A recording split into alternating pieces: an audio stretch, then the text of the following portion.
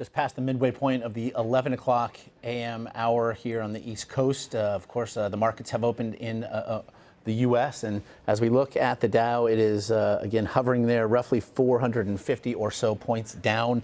That a part of the response to the historic decision on the part of the UK to leave the European Union, though futures hours ago suggested that that number could have been a whole lot worse. So to discuss this and the international impact of the vote, we are now joined by the host of the NPR One show, Full Disclosure, Roben Farzad. Roben, we do appreciate the time. And as we look at that number again, down some 450 or so points, what do you make of it?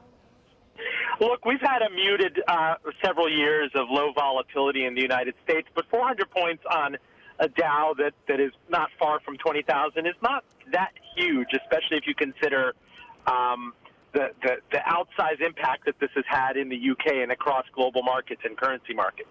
Roben, it had thought, to your point, perhaps, it had thought to have been perhaps far worse, as certainly we're seeing over the pond, the British pound is struggling in the aftermath of this decision.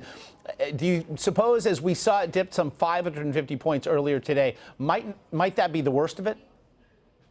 We don't know yet, because I'd be very curious to see what happens over the weekend. If you have multinational banks, systemically important people like Citigroup, which are not very strong still, come out and say we've had actual exposure to pound sterling or euro-based derivatives, if we come out and see that there are actual balance sheet issues and exposures to this and companies announcing write-downs or losses, then that can create another leg of panic. But having said that, I mean, a lot of people worried that a Brexit blindsiding would resemble kind of the Lehman Brothers moment.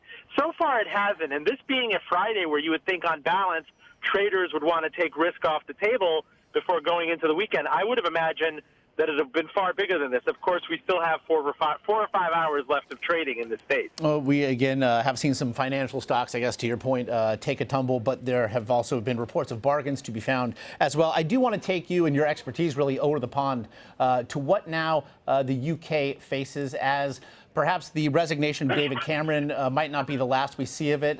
You would have to believe perhaps that the Chancellor of the Exchequer could be gone as well. So how do you see the UK in this uncertain future now remake itself economically? Well, I hope Def Leppard keeps touring, because I definitely want to catch them on one of their cruises in the United States. But that aside, I want to know who the next Prime Minister of the UK will be. I want to know how Parliament reconciles all this. I want to know the deals that are struck. Look, leave means leave, but you could still have a bunch of different multilateral trade pacts kind of in the absence of an EU membership. So this could be muted. What I'm more worried about are the murmurs you're hearing out of Denmark, out of the Netherlands, out of France and Marine Le Pen, and maybe Sweden. They're already talking about a Swexit. Did you hear about that? Yes, I mean, yes. How does the world then reconcile mass secessionist movements sweeping across the continent? That is what I'm much more worried about. And that would be over, let's say, the next 12 to 18 months as we see that all reckoned. But it would also leave the UK as currently constituted, and as it might be constituted in the near future, it would then be left to the UK to negotiate these deals of which you speak with what might remain of the EU. And that certainly is something that was, let's be honest, just 24 hours ago, something that was completely unforeseen. Yeah, there was this whole shadow movement of people that really want to get out, and it's stark when you look at the map of the UK to see how there was unanimity. I mean, Scotland and London and the big cities were one thing, but then Wales and the whole southern lobe of the UK voting another way, and maybe the UK is going to be redefined through this. I mean, look at Scotland. It might want to seek another vote of independence or secessionism. Now, does it want to stay in the EU? Does it want to be able to have more autonomy? If you look at a country like Italy, northern Italy is very different from southern Italy. Northern Italy resembles Germany and has much more invested in the EU and might not want to take southern Italy's problems along with it. So I think, looking at this entire continent and subcontinent as a monolith is extremely problematic in this environment, especially where hometown politics are concerned. Certainly. I mean, we've seen Martin McGuinness actually say that perhaps Ireland and Northern Ireland could unite and then leave the UK.